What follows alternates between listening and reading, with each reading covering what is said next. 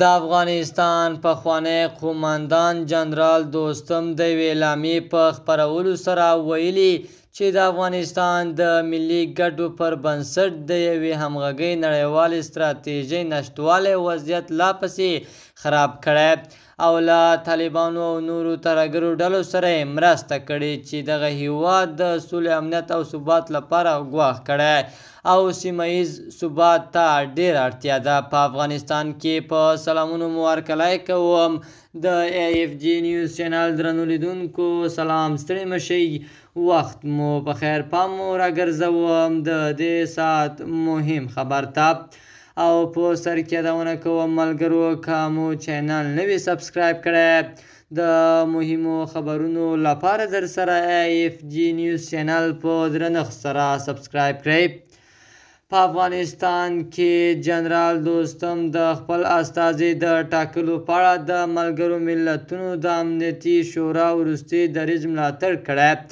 د اعلامیې یوه برخه کې راغلی په افغانستان کې د مشروع حکومت نشتوالي ته په کتو د ملګرو ملتونو د ځانګړي استازي د ټاکل کېدو هرکلی کوو. موږ باور لرو چې یوازې د یو بېطرفه استازي ټاکل چې په لوړه کچه نړیوال اعتبار ولري او په افغانستان کې د جګړې د ماهیت په اړه پوره پوهاوی ولري، د جګړې له اصلي اړخونو سره په مشوره د یو رښتیني ټولشموله او دیموکراتیک په رامنځته کولو سره اغیزمن تمامېدای شي. د نړیوالو لپاره د اسانتیا لپاره د افغانستان او شریکانو ترمنځ سیاسي بهیر او ښکېلتیا اړوند د ملي مقاومت جبهې پلاوي وینا ته لاړ. د ملګرو ملتونو پریکړه لیک د نومبر په میاشت په یوې خپلواک ارزونې راپور وروسته خپور شو چې له افغانستان سره د لا زیاتې ښکېلتیا غوښتنه یې وکړه.